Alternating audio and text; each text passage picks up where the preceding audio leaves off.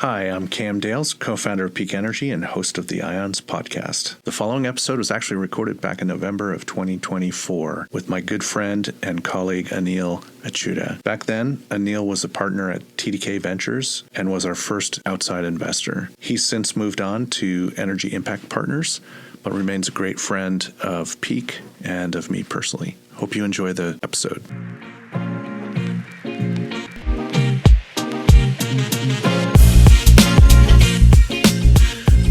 Anil, welcome to the IONS podcast. Thank you for having me. It's really exciting for me to have you here with us.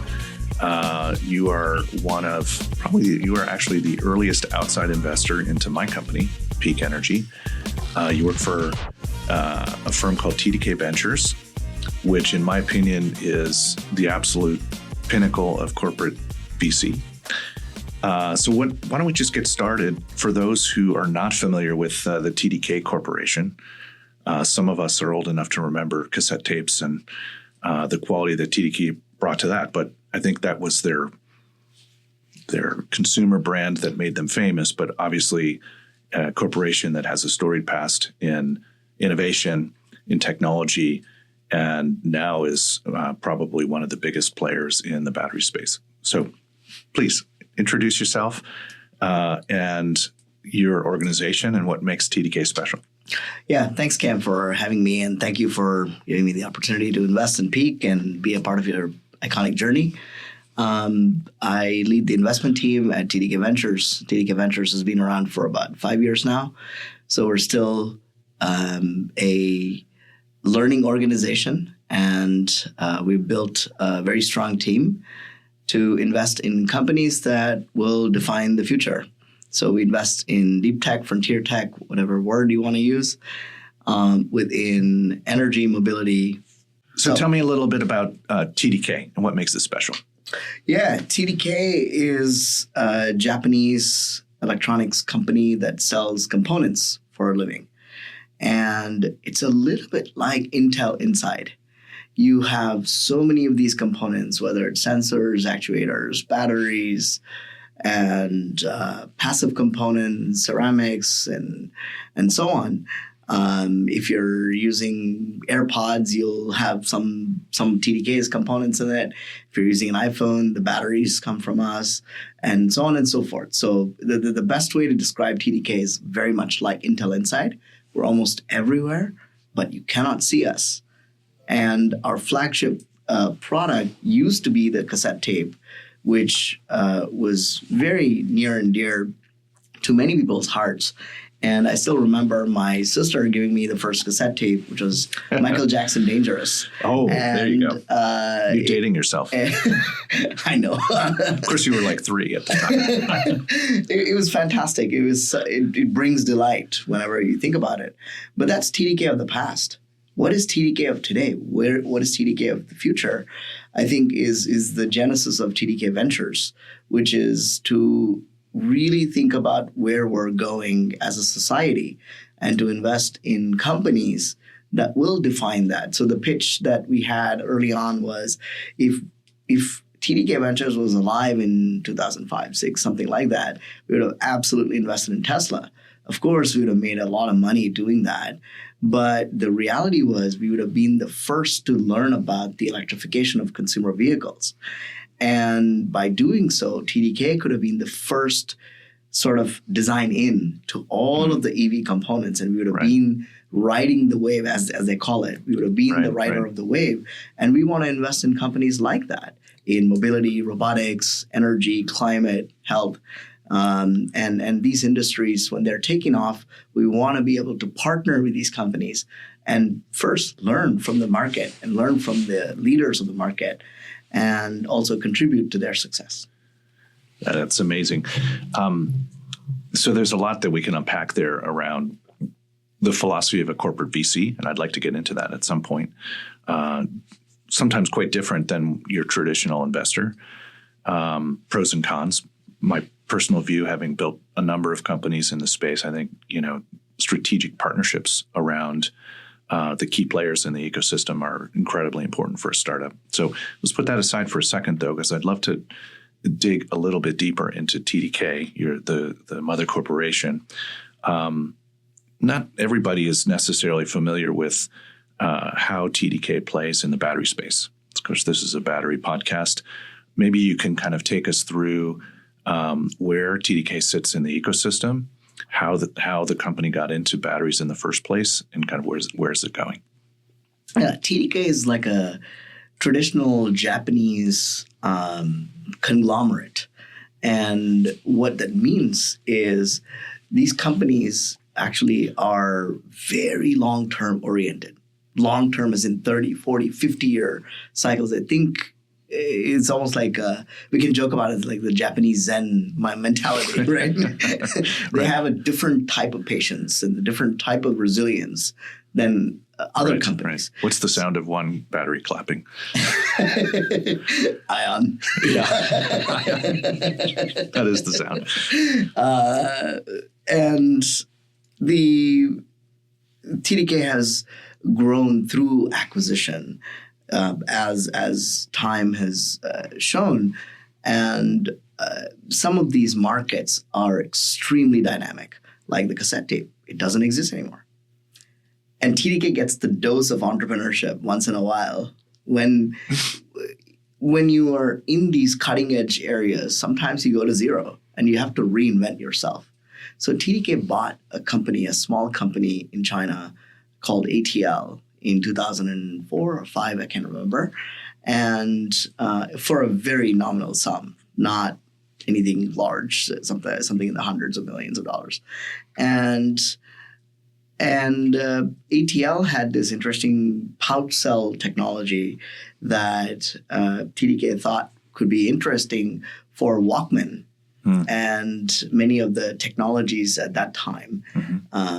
And of course, the iPhone really took off in 2006. We all saw, or some of us saw, the Steve Jobs presentation, which is the most iconic presentation in my lifetime, at least. And that really propelled ATL to stratospheric levels. And they got designed in various consumer electronics products, like the all Apple products like laptops and iPads and so on and so forth.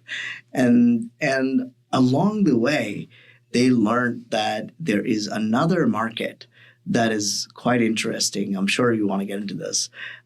Is how many battery cells do you have to put together to make something move?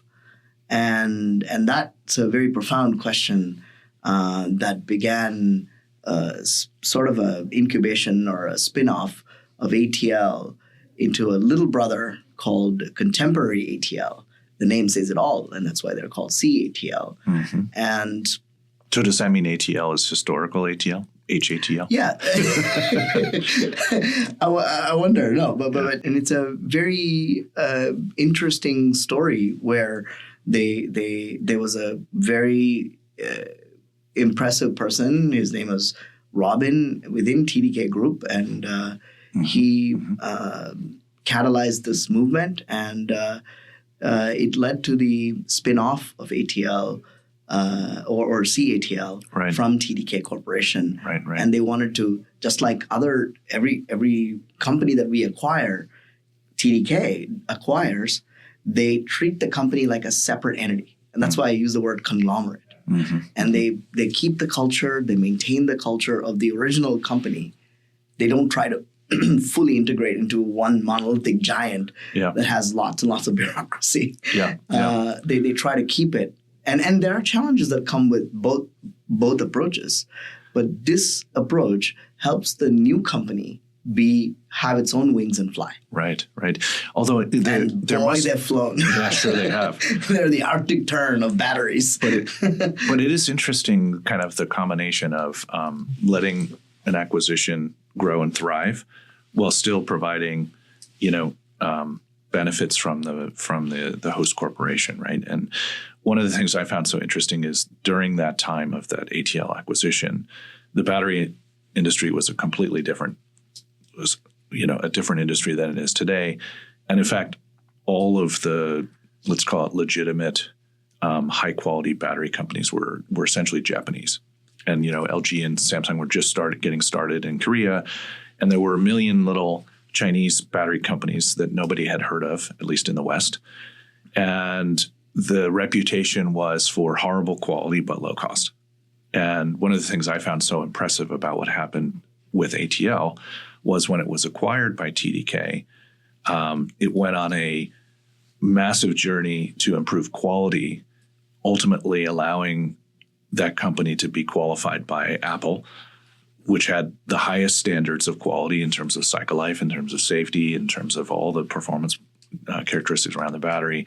And I've always sort of assumed that ATL's ability to up-level their quality, a lot of that came from some of the cultural aspects that came with the acquisition from TDK. Have you come to our office in San Jose? You've come once, right? I have. So if you go on every corridor side, there's a thing that says zero defect policy. Right. They want zero defects. Right. Even if it's unachievable in engineering terms. Yeah. But the mindset is about that quality. They talk about quality. They live the quality. And that's why ATL has the speed of China, the voraciousness of China with the Zen quality. And it's a killer combo. Yeah, for sure. So, you bring up CATL, which is obviously the heavyweight in the industry today. We've seen the emergence of the whole Chinese battery ecosystem over the last 15 or 20 years. It's a powerhouse through manufacturing, through smart government policy, sustained over decades. Is it over? Is there room for companies outside of the majors in China to thrive in the battery space? I don't know. I'm a venture capitalist. It is a wonderful quote. The old are dying, the young are learning. Who do you follow? and I kind of want to back the young. And I believe that there is. I'm not saying CATL is going to die. I'm just saying it's just a quote from a great poet. Right. But my point here is there is opportunity for the U.S. and Europe to have their own localized battery manufacturing, especially with the world becoming more and more. How do I say? The geopolitical tensions are rising. And it's becoming more fragmented. Mm-hmm. And we can argue whether this fragmentation is good or bad for climate. But the reality is it is happening, and it's already happened in many ways. So I believe there is strong opportunity for the U.S. to localize its own manufacturing and build their own ecosystem and thrive. And in fact, be potentially one of the largest markets in the world. And they are already a large market. From the market side. Correct. Yeah. It's interesting. And, I'm a great fan of Christensen and his, disruptive companies and that whole line of thinking. And I recall having a conversation with the CEO of one of the large Chinese battery companies who will remain nameless. And we were talking about a new technology, and he said to me, why would I take a chance on a new technology? I'm printing money in LFP. Why should I bother rocking the boat? He literally said that. And I had this feeling like, wow, that is like the definition of innovator's dilemma. And in contrast to what's happened in the US, where we have many examples of incredibly dominant, arrogant corporations that ultimately became irrelevant. You can pick your giant corporation, Kodak, IBM, et cetera. In China, they haven't had that experience yet, because this is the first generation of truly gargantuan, world-beating commercial enterprises that are not necessarily, just divisions of the government. Of that. Yeah, exactly. And so we shall see whether there are some lessons to be learned about innovator's dilemma that come through that. Oh, I mean, that's human mentality. Yeah. That's just psychology. Human nature. Yeah, it's going to happen. Yeah. Whereas, here though I would say that today's dominant technology companies are led by people who are massively paranoid about being disrupted and have active strategies to go acquire the disruptors or work with them or, in other ways, try to maintain their dominance. I was curious about how you started investing in batteries. So you were early, or maybe right at the beginning of TDK Ventures. And somebody told me, maybe it was you, that when you started the investment firm, the mantra was, there's no way we're going to invest in batteries. What the hell happened, man? I changed my mind. In short. Well, I said this. Yes, I have said this before. Of course, I also said I would never start another battery company. Here I am, right? I think when I started, I'll give you a funny anecdote. I think I shared this with you last night. The first meeting I took at TDK Ventures, the first ever thing that I did, I came in the morning at 8 a.m., had my coffee and all that. And 9 a.m., there was this Stanford company pitching me graphene-based something, new batteries. Yeah. And then the second meeting was also a battery company. It was a photon battery, some crazy idea. And it was an incredible idea. And so I lived and breathed batteries. And what I quickly came to the realization was what you just said. China really is the leader in the field of batteries. And so that's first insight, not really an insight. At that time, it was a great insight. That's a shocker. Yeah. The second insight was batteries are a system. It's a combination of cathode, anode, separator, and a cell, and a pack, and a BMS, and all of that, right? So the people we would meet would be academics who are amazing at silicon, but know nothing about anything else. And they were siloed quite a bit. And that created a lot of anxiety for me. And every time I talked to these folks, it's like, oh, we'll make lithium metal. I was like, okay, do you have the supply chain, the whole thing figured out? And usually the answer was no. And that gave me the second angst. And the third thing that was the biggest problem I had with batteries was it seemed to me like a very expensive $300 million experiment to figure out whether you can actually make it work or not. Right. And you could get 29 out of 30 things right in batteries. Yep. And the one thing is wrong, you could pretty much go home. So true. So to me, it felt like battery industry is one where you do not want to touch. And it's a terrible industry to make money and terrible industry to return capital to your investors. And that's why I was super skeptical of the area. And the logical question is what changed? Now you've made, I don't know, how many battery investments do you have now? I'm aware of several. Yeah. So clearly you didn't take your own advice. Maybe it would be. Well, I found exceptions. Everything is an exception. Yeah. No, then you're not an investor. It's not an exception. You're just another guy with an opinion. Well, on next. Right. Well, I wonder if you could kind of break down for us your view of the industry value. And you kind of touched on a piece of this, and I'm really curious about your perspective here. There are companies that are set up to work on specific components of the battery, even, so if we can break down even to like cathode material, anode material, et cetera, and how you think that value can be created or not in a component piece when the system, even just around the product of the cell, is so complicated and has so many different interplays. So could you just break down? Your audience knows the battery value chain, right? I don't know. Should I describe it? I'm interested in how you view that chain. Okay. And where you think the opportunities are for innovation. Yeah, sure. Happy to. As everything goes, you start from raw materials. Your lithium ion, I'm going to speak only about lithium ion. There's 1,000 other chemistries. I'm not going to go into that. Your lithium ion starts with lithium. Let's say for a car, it's traditionally NMC or nickel, manganese, cobalt, and nowadays LFP, lithium iron phosphate. So it starts with lithium, and you have to dig up lithium from the ground or get it from the oceans or the brine or water. And you extract lithium and make it into lithium carbonate, and then you mix it with other products with like nickel sulfate or other sulfates to get to a cathode powder. And that's an industry.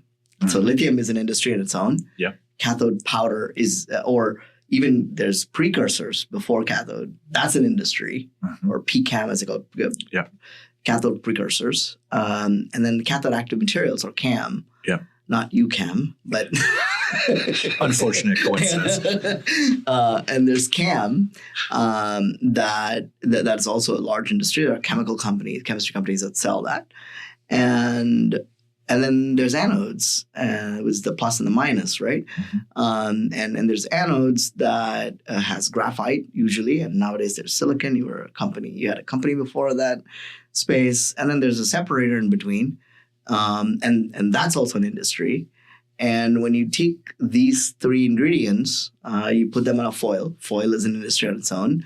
And you kind of sandwich them together and jelly or roll them up. You get a battery cell, and then or stack them. Yeah, you fill it with an electrolyte, which is an industry on its own. Again, part of the value chain. And you get a battery cell, the little AA, whatever thing you have in your house. That's the battery cell. And there are cell makers.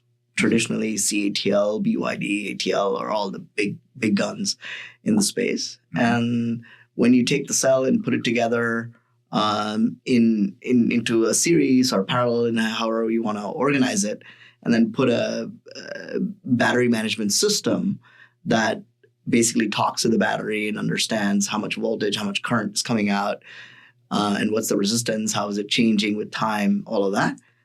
That BMS there's suppliers for that. And there are pack makers that integrate all of this. And then there's the highest level is the OEM. Or the energy storage, like ESS providers, right? That sell this to system integrators, basically, right? System integrators. So each of these are several billion-dollar industries, right? And that's why I was telling you that the battery ecosystem is so dynamic. If you're an excellent anode materials person, then you have to build a big plant. Or first, you have to demonstrate that it works in your little lab in a coin cell. Yeah. And then the coin cell has to work. You have to scale it up. It has to be in a larger, like a 1 amp hour little cell. And then it goes to 5 amp hour and then 10 amp hours, which is larger and larger. And then you get sample A. And then you get sample B, which is 50 amp hours. And by then it could still fail. Yeah. So you basically would have spent a couple $100 million. So this hits at one of the core problems, that I think most of us have faced in the industry, is that battery innovation seems to take a very long time. And I'm sure you have thoughts on why that is. Partly it's the complexity of the problem that you're laying out here as you break down the value chain.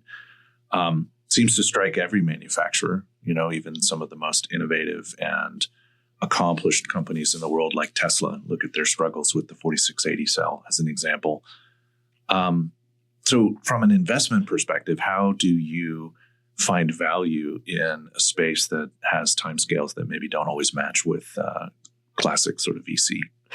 Yeah, I think the way I think about these problems is the first thing I look for is you have to have performance as the sort of a metric for your customers as the main requirement, not cost improvement, because startups are not good at cost stuff. So and if there is performance gain that you can get out of a thing, whatever that thing is, and if there's dire need for it, and if it's not available, that's a very, very crucial thing for a battery ecosystem company. And that should be the driver, right? And I can give you examples why this is important. The second thing I look for is some kind of like unit economics advantage with time. And that unit economics advantage should work without subsidies. Mm-hmm. Yep. And the third thing I look for is fundamental misalignment in the industry to do that, to solve that problem. There's got to be some misalignment. People should not want to solve that problem. They're like, this problem exists, but just look away. Boogity boo, right? It's the boogity boo strategy. Exactly, the boogity boo strategy. So these three are the essential ingredients. And when I find ideas that fit into this model, I go and invest. I break my own rule. And I've done that now few times. Ascend Elements is one where recycling company. Well, they're upcycling.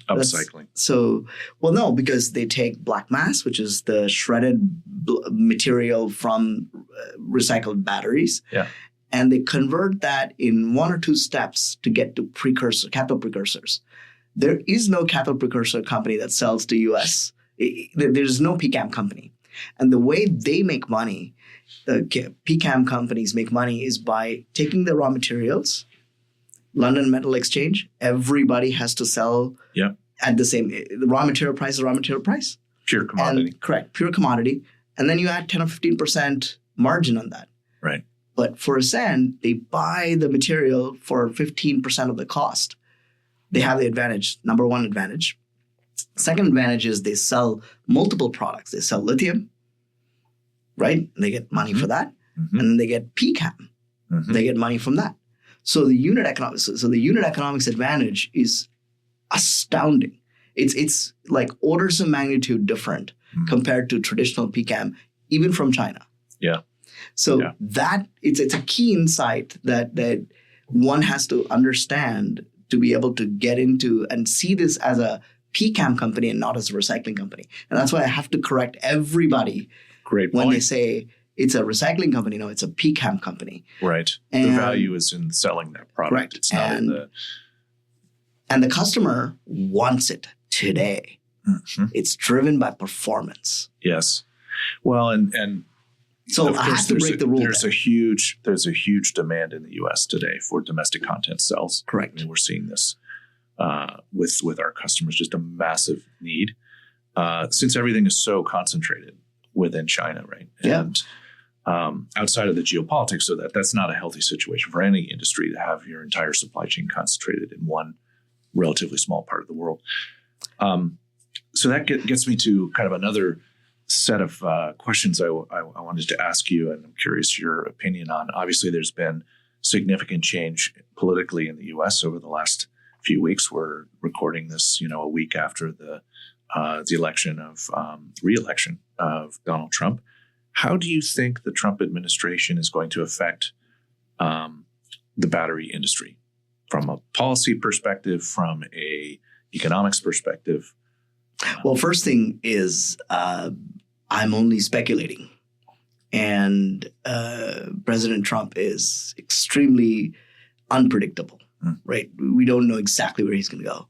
But we can take the bear and the bull kind of a approach here and talk about both sides. The first thing I see is President Trump has allied himself with Elon Musk. And that could be a positive or a negative for the industry. The positive end of that is it's going to be tremendous for the battery industry to be able to say, okay, he likely will increase tariffs, and that will make more manufacturers come here. And maybe there's something we need to learn from China.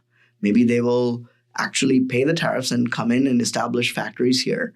And that will help a proliferation of all these little component technologies that we need. This is not something that's going to just happen over a year or two. Yeah. And the talent, right? Yeah. We need both the talent and the resources. So I believe the increased tariffs could be, it could be argued as bad, but it could also be argued as something positive for the industry. And Elon, I mean, whether you like him or not, whether you agree with him or not, he is a legend. And the guy can get stuff done like nobody else can get things done. Mm-hmm. So that's the sort of the really positive case where it sort of springs up the ecosystem. Mm-hmm. The negative case is Elon somehow makes it uncompetitive, and Tesla becomes so strong, and they start being like a monopoly. The epitome of regulatory capture. Right, exactly. Through the presidency. Exactly. And that'll kind of crush GM, Ford, and all the other OEMs. And that might really be bad for the battery ecosystem. Then he might just import electrodes and just put them together here, and which is basically what he's doing now, seems like. And it could be both positive and negative. And I don't really know exactly where it's going to go. Mm. Yeah. IRA, in or out? I don't know. I think it's going to be out. I worry. Yeah. It's kind of like this fear, the reptilian fear that I have. It's going to be out. But IRA is the law. Yeah. Right. So I have a kind of more nuanced view. I think there are parts of the IRA that are toast. I think the EV tax credit's likely to go away. But there are parts of the law which I think hit at a fairly bipartisan viewpoint. The ITC and the PTC. This is really around energy security, which is strongly bipartisan. It's also about reshoring manufacturing, which is strongly bipartisan. So I'm actually more optimistic than you about pieces of that legislation. And the golden case is you have, the important supports to domestic manufacturing from the IRA as the carrot aspect of it. And then you've got increasing tariffs as the stick. Could be a perfect storm to build, let's call it the CATL of America. Yeah. I mean, I think maybe I should have been more nuanced in my answer, but I do agree with you that there are parts of it that could go away and the rest could be positive. Yeah. And in fact, many of my companies are born in Silicon Valley or, in Northeast Boston, New York, that types.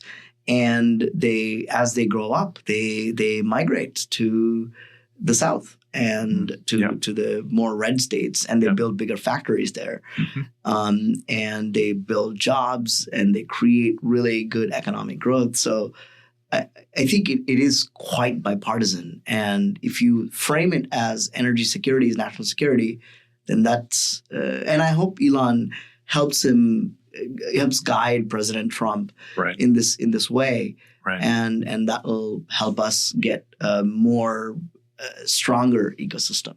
Right. But some parts of it will definitely go away. This is, I don't know, like 45V and a bunch of things on hydrogen. I think that's all going to go away. How do you? Again, I fear who maybe I should. Yeah. Who knows? I'm asking you to speculate because I think all of us in the industry are speculating. It's really important to have a stable environment in which to build winning companies. It's the fluctuation that is the hardest part. I can speculate that we may do more mining. Yeah. And that might be actually really good for the lithium industry because the previous government had this really obsession over not using the word mining. Yeah. And I never understood why it was so bad. Probably they associated to tailings and toxic waste and things like this. But we need to get this material from somewhere. Yeah. And as long as we balance what we mine in a sustainable, less water, less CO2, and adopt practices like direct lithium extraction, DLE, and have recycling and upcycling, I think we're gonna be well balanced. So I see that as a positive. Yeah, definitely could be. What do you think about there's this tension with respect to the policies that are designed to ultimately support a fledgling industry like battery manufacturing in the U.S. will certainly lead to higher costs in the short run. And so from a climate perspective, one could argue that the best thing to do is let it rip, buy the cheapest solar panels, the cheapest batteries from China in order to accelerate the transition to green energy as fast as possible, versus the idea of a healthy ecosystem. There's national security implications around controlling your own, energy ecosystem and destiny, and sort of the health of the overall industry by creating some protections to allow important companies to flourish, at least in the beginning. How do you, in your own mind, as an environmentalist, balance that tension? I struggle with it, right? As a venture capitalist, I'm going to channel my inner Greg here, which is, what's the best way of doing this? Greg Reichow is the board member of Eclipse. Yes. And it's kind of like we have to look at the best approaches to get to the final product that has the best arc of the future, right?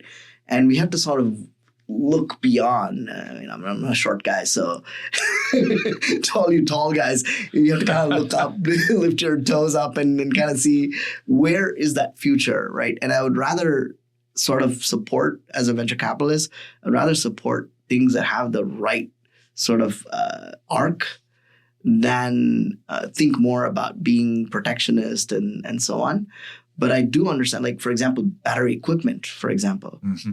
It's such you can't get a calendaring machine. Right. It's such a, I actually want to start a calendaring machine company. Sometimes I feel like it's all the entrepreneurs out there, it's a calendaring company. Yeah. What's going on here? Calendar Co. Yeah. It's pretty strange, right? We need to have more of equipment control. Right. And there's some ingredients like this where it's a big piece of the underlying technologies within the industry. I guess I'm torn about it myself as well. But on the other hand, it's almost like kind of a monopoly theory, right? Where in the short run, it's best to get the absolute lowest costs. Those are the benefits to consumers. And in this case, it's the benefit to climate. But in the long run, if you destroy the rest of the competition geopolitically, you end up in a situation where you're captive. And that's not healthy for the long run, even from a climate perspective. We'll look like Europe. Yeah, right. Sorry, Europe. Wow, there's some really wonderful things about Europe. But, look at their car industry. Let's switch gears a little bit. I'm curious how you think about the investing process. And there's a couple of pieces that have really struck me about your style here as we've interacted, on the investment side. And that is, I was very impressed when I first met you. I remember talking to you on the phone, and I can't remember where I was. I was somewhere traveling, and I was like literally sitting on a park bench, and I think it was Stockholm actually. And we were pitching an idea, like we were not a company yet.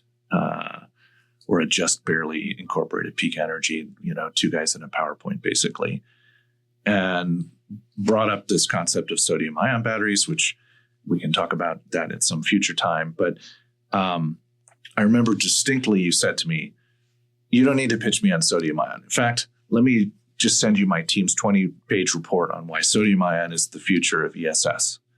And that had a big effect on me as an entrepreneur, just thinking about the concept of a prepared mind being ready to take advantage of the opportunities that then come opportunistically through. Can you talk a little bit about that?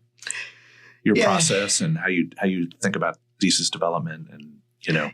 Yeah, the venture industry is divided into two kinds of people. One is the FOMO people.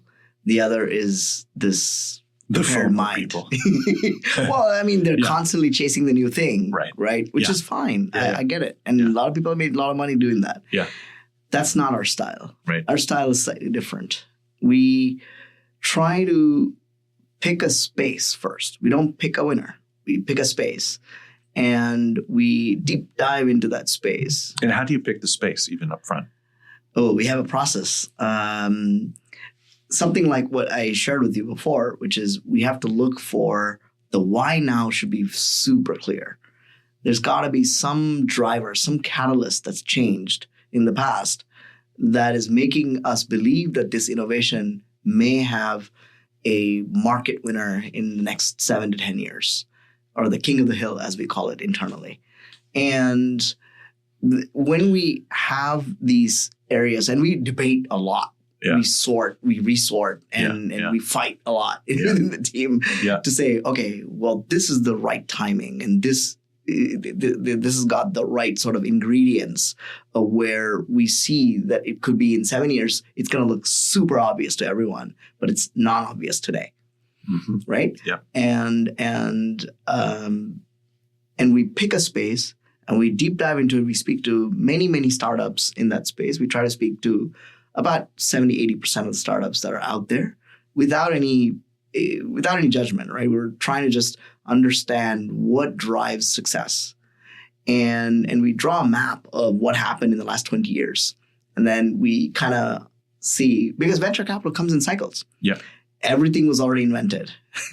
There's nothing that's really new. There will never be any new innovation in the world. Yeah. I actually don't believe that part, but every now and then you get a really disruptive thing. Yeah, you get a disruptive thing, but it's usually a combination of things that already existed. True. And there's one amazing, like a leap that you make, right? There's like 15 ingredients. And then you mix them together, and there's one beautiful ingredient called salt or something like this, and just makes it beautiful, right? Mm-hmm. When we go through that process, what comes to what the output of that is often a thesis, an investment thesis that says what will make us say yes. What has to be true? What has to be true for me to say yes? Right. It's never something else, right? And that usually takes anywhere between 3 months to a year, sometimes more than that. And when we're prepared, we know exactly what we're looking for. And we had spent a year before that looking at sodium ion, because Catherine, my teammate, she was obsessed about this one company, and and I kept telling her, yeah, we don't name them, and I kept telling her, no, this is the wrong market. This is not the right thing to do, and we finally came to the realization that, look, this is interesting, but let's park it and let's wait for the right thing to come. And lo and behold, Pete and you went on a bicycle ride or something like this. Right, yeah. Pete Moran, who's our advisor for TDK Ventures, a legendary investor. First investor into Innovix, my previous company. Yeah, a legendary guy. And went with me to Inner Mongolia to do a silicon deal. That's the type of VC that we want on our board. That's right. Roll up your sleeves, right? It's the Inner Mongolia test. And anyway, once we met you, it was too obvious to us, but it was probably not obvious at all to many people. Even today, some people are like, what's this whole sodium ion business? Well, the why now question is really interesting too, because when I left my last role at Innovix, silicon nano battery company, I was actually at Eclipse Ventures as a venture partner, or as a operating partner. And my mindset was, I'm never starting another company. Definitely not a battery company. What am I, an idiot? Right? No one could ever make money in energy storage. It's just a commodity. And nothing will ever beat lithium ion. So those are my 4 principles, right? Yeah. An electron is an electron. Yeah. And then over the course of 6 months of working on this thesis of diurnal energy storage with an amazing team, including my now co-founder, Landon Mossberg, basically changed my mind in all 4 of those things, primarily because the world had changed so dramatically over the last 2 years. And so the question of timing is really interesting one in entrepreneurship. And I personally, I've shared this story with you before, but personally used to think, amazing entrepreneurs through force of will can change the world and bend it to your vision, and timing doesn't matter. Over 25 years of building companies, I've come to realize actually timing is so important. And, maybe the art of a startup, I don't know who said this, but I love this. It's my favorite definition of a startup, which is it's the art of staying alive until you get lucky. And that really that's not easy to do, actually, stay alive for that long. Sometimes it can be a long time, particularly in the battery space. But the idea of timing and the world being ready and all the factors of the macro environment that can push you forward at a speed that's 10x what you could do if you were going against all those factors is such an important part of the success of startups. And there's a lot of luck there. Every battery company should have BGs on their banners saying "Staying Alive," right? Staying alive. That's right. Staying alive. Yeah, that should be our theme straight. Maybe that'll be our theme music for this IONS pod. There you go. That's a good idea. Yeah. So, we're getting close to the end of our time here. Thank you so much for being generous with it. But I wanted to touch a little bit more on your personal story. So, we've known each other for a while now. You've told me some quite interesting pieces of your background. Could you take us through kind of your early days? You were, as I understand it, quite an accomplished athlete back in India, and you learned some pretty important lessons there about the world that maybe are affecting your drive and your desire to make a difference in the world. Well, I would change the accomplished athlete, but part of it, I was definitely an athlete. We're all wannabes, really. Competitive one. Yeah. There's Michael Jordan and then the rest of us. Exactly. And I played semi-pro, I would say, cricket in India. And a lot of lessons, right? I would actually argue that every life lesson I've learned, I either learned in my kindergarten or I learned on the cricket stadium. Everything else is just technical. It's just vernacular language, association, like machine learning, right? It's pure association. Yeah. And I think the sport taught me how to really focus and have discipline. And I think I said this in some other podcasts. I said, discipline is something, it's really something that you do and nobody's watching, right? And how do you spend your time and what is that you accomplish if there's no objective whatsoever, right? And I think the sports mindset really brought me sort of an entrepreneurial. I think entrepreneurship and sports have have a lot of similarity, I would say. Yeah. So to me, when I came to the US for graduate school, I did not want to screw around. There was no shitting around, and it was just game on, right? Risk on, game on. There's also a piece that I think transcends. Maybe it's human experiences in general, and sports is just a piece of that. But I sometimes find the most successful people that I observe have a real chip on their shoulder for one reason or another. You come from a modest background. You told me some stories that infuriating in many ways. I don't know whether you're brave enough to share, but things that, as a pop psychologist sitting across the table from you, I hope you don't mind, but I'm happy to share. I always think you're one of the hardest working VCs in the whole industry. And thank you. That doesn't come from a place of luxury and comfort, right? It comes from a place of struggle and struggling against the injustices of the world, whether they be social or whether they be environmental.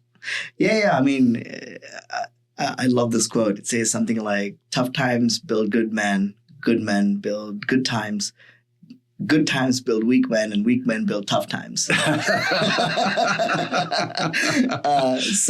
it's a circle. And then you upcycle that to PCAM. Oh my God, that's such a nerdy joke. We're all about nerdy here. Yeah, but we're not afraid to nerd out. Yeah, I think my defining moment, I would definitely call this as my personal defining moment in life was I was, I think, playing under 13 for my state. It was the first time I was selected to this, this team. We were playing zonals, as they call it. And I went into, I got my kit bag, and we always stayed in a hostel, like where everybody used to sleep in one room, right? It was kind of like you just kind of had sleeping bags and you slept, right? And then you played the game. But this time it was a hotel. That was like a big deal. And I was getting paid. Oh. Per game. Yeah, it was pretty awesome. And I was like, I was wearing a tracksuit. Really shocking that you give up that for the really terrible life of a VC. If you get paid to play cricket, stop it! Come on. Stop it! I walked into this room, and there are two guys in the room. You're supposed to share the room, and we were 11-year-old kids. I was 11, and the other two kids were like 12, 13, something like that. And the guy comes and tells me, "You sleep down." And I said, "Why?" He's like, "Well, you're poor." And it just kind of got me to another level. Like there was this rage and anger that I had. I showed that as sort of frustration at the time. I called up my mom the same evening and cried on the phone. And I told her, "I'm really feeling terrible. I can't really perform. I don't feel like going to the practice. I don't feel like going to training, anything. I just want to come back." And she took a bus and she came next day and she took me to a movie. And I still remember the movie name and stuff. It's Indian, but anyway, the movie's called TAL. Anyway, we went and watched the movie and went to a cousin's house, had some tea and some sweets. And when my mom was, we took an auto rickshaw, the tuk-tuk, and she dropped me back to the hotel. And through that journey, she told me, "You'll be just fine. These guys are jerks. Fine. Go show them what you're made of." And turns out I ended up as the MVP for that entire tournament. And the same guys came back to me and said, "Well done." Yeah. They didn't say sorry. Yeah. No. It was basically more of a rite of passage for me. And I learned that, to get the rite of passage, you have to earn it. And I spent about 6 or 7 years getting rejected by every VC firm. I applied to so many VC firms. And finally, my boss, Nicola, gave me a chance at TDK Ventures. So I want to earn my rite of passage. Yeah. And I feel it's the same with my future career and entrepreneurs everywhere. And it kind of bleeds into that, right? And I remember that. Yeah, you have to earn it. Yeah. Don't care about what was done yesterday. What are you going to do today? Yeah, it's an amazing story. I think it says a lot about who you are as a person and who you are as an investor and a partner to the companies that you're involved in. So, Anil, thank you so much for coming and chatting with us. Hopefully this has been entertaining and interesting for our massive audience at IONS. Billions of people. At least the 2 people listening will find it incredibly fascinating. So thank you for coming and for all your support to Peak Energy and to me personally. Really appreciate it. Thank you, Cam. I really appreciate it as well.